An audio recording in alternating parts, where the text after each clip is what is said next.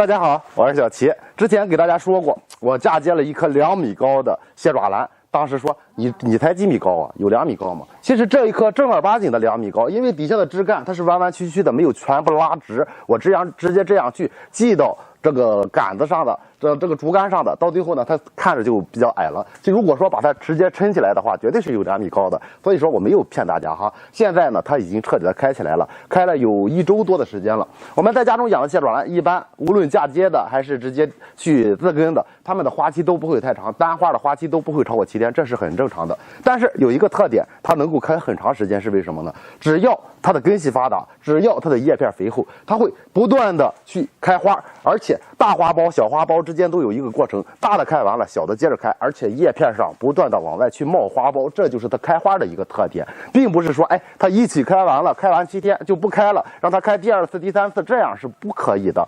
当然了，如果说我养的不好，叶片都瘦弱了，它也许开1、2天花就脱落掉了，后期就开不起来了，这就是蟹爪兰开花的特性。它跟我们知道的仙人球是一样的，仙人球也是这种开花特性，就是它开完一朵花，上边还有花苞逐渐的往外冒，这样才能够持续不断，1年4季的开花。蟹爪兰是从秋季开始，一直持续到春季4、5月份都是能够开花的。想要让它开花，我们可以采用嫁接的方法，不要嫁接的太多。有的人一片仙人掌上嫁接上好多侧芽，这样你想一下，侧芽那么多，就一片仙人掌，它的根系有多发达？一起供应着这些蟹爪兰的叶片去生长的话，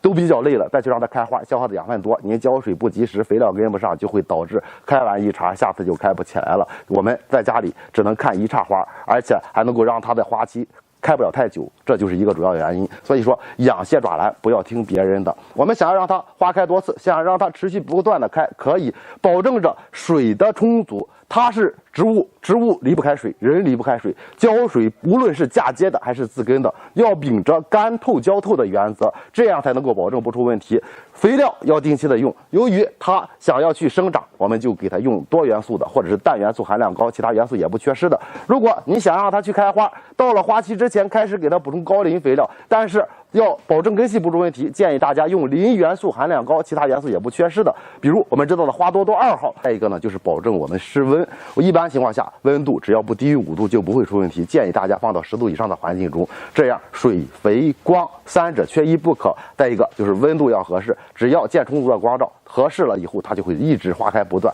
啰嗦的有点多，但是为了让您听明白，这样去介绍的话，您应该能听清楚了吧？按照小鸡说的方法，让您的蟹爪兰在开花的同时，不断的往外冒花苞，一次一次让它一直上边全是花头，这1茬落了，接着又出第2茬，就这么简单。学会了吗？学会了，别忘了给小鸡点个赞，点关注带走。